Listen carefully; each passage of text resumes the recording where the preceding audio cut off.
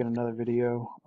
This one is about the problems that I have with the flat Earth model, um, particularly looking up towards the sky and the observations that we see there, and one looking down at the ground. And these are just observations that do not make sense on a flat Earth model, where if you would, lovely people, would explain it to me, I would be more than happy to hear it. Please call me at any time and explain them. But I have not gotten an explanation for them. And it's funny, if you type in any keyword on these topics on the flat Earth model, there is not a single video on it, and I feel like it's some pretty serious problems. Um, So anyway, please listen to Houston, We Have a Problem by Tadashi. Good song. So anyway, we'll take a look at the first one. The first one is the stars in the sky. This is Eric Dubé over here and his explanation of the stars. And he basically says that the stars are in the dome and that they spin around like this. But the problem is if you have the dome set up like this and the dome is what's spinning with the stars, these are going to be moving in a straight line, and I have this explanation here. But let's for a moment consider the southern hemisphere, or on the flat Earth model, this is anyone south of the equator. Now, if you look south from... So this is what you would see if it's the dome spinning. It is not what we see. We see stars moving like this at the horizon. On the flat Earth model, please explain this to me. This is what you would see. On the southern hemisphere, do you see stars traveling across the sky in a straight line from east to west? Because this is, in fact, a prediction of this model. So that is my first problem. The stars moving from left to right in the dome, if that is your model, which I believe it is, as Eric Dubé says it. If you disagree with that, please tell me why and please explain it to me. We can close this one. Didn't want to close. Alright, the second one is the earthquake shadow zones. I posted that video with Dr. Hovind and I thought that people would jump on this, but not a single video has been made. Please, Park over here has done a great video on it, 16 minutes long, 17 minutes long. He does need to step up his view game though, but his ratings, he's winning, so thumbs up. So please go to, I can't even pronounce his name, but go to Park's video. He does a really good job explaining it. If you go ahead and write in the comments how you disagree, and he would love to address those. Shout out to Park. Keep up the good work, bro.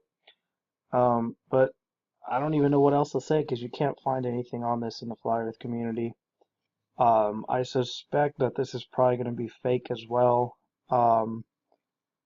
just because there's no answer for it, so it's got to be fake. So never mind, don't listen to Perk. It's fake. Sorry, guys. The other one, last one, or actually I think I have a few more. The other one is, now we're going to look at the sun and moon in particular. So we've got, this is their model. Obviously it's just a display, but I still want an explanation of why you cannot see the sun from over here or the moon from over here at any time during the day.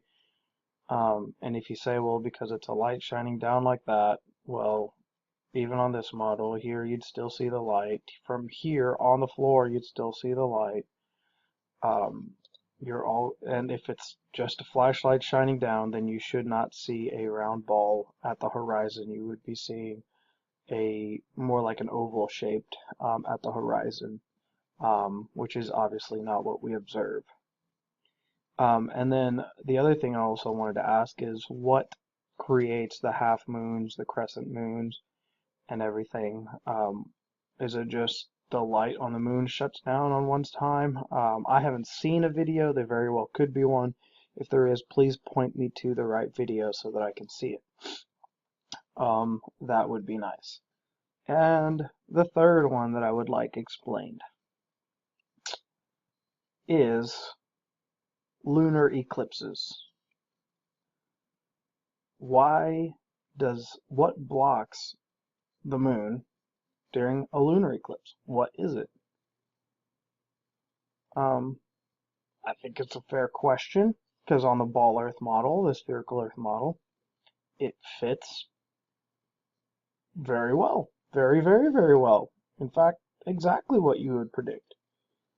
On the flat Earth model, I've had people like Mark Sargent say we just don't know. And other people just simply don't have answers. So please explain it to me. Now, I did find something interesting one time, and that is Patricia Steer, her take on lunar eclipses. So I will play that for you guys right now. This is her take on lunar eclipses.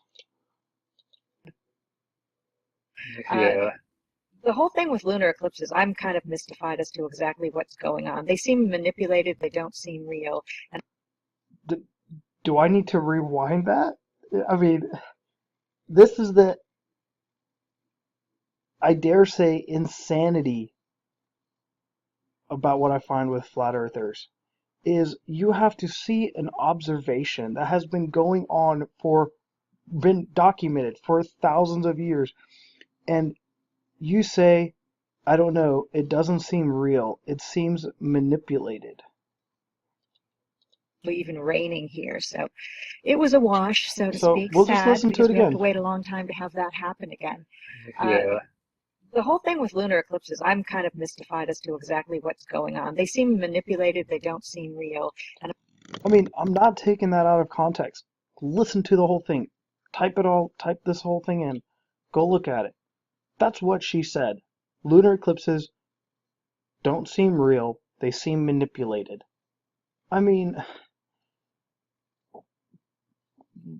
2,000 years plus 4,000 years of recorded history of lunar eclipses, and she comes out and says they seem manipulated. Manipulated by what?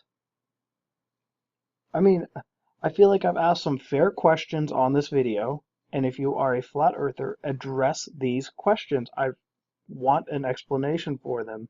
And the reason why I stick with a ball earth model or a spherical earth model is because I've got these kinds of questions that do not fit the flat earth model, but that fit the ball earth model.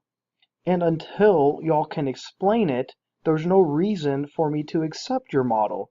You're more than welcome to believe it on faith. I can't stop you there. But please explain these things to me.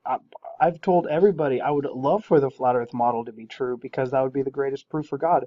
But I can't just give up all scientists or all scientific research and explanations and models and mathematical things that work and fit the ball earth model for a model that has predictions been going on for 4,000 or observations that we've known for 4,000 years, and I have to say they look manipulated or not real.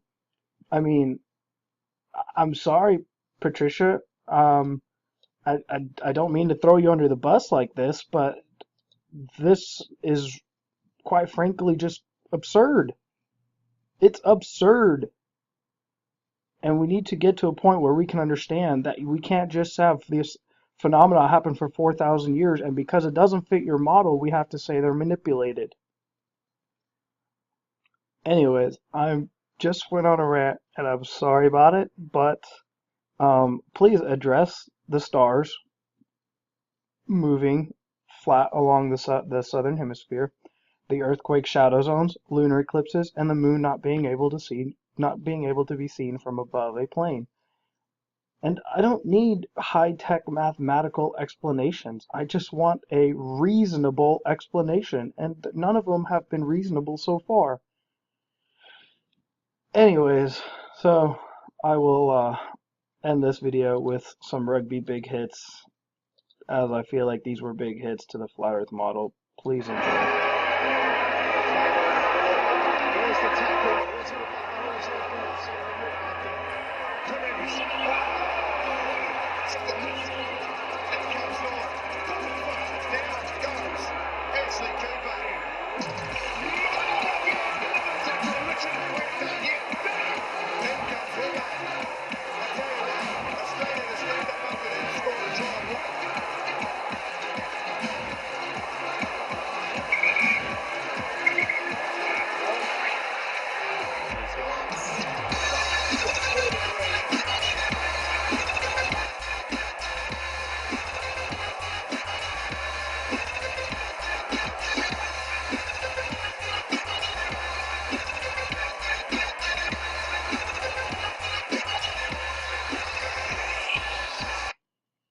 Thank you, guys.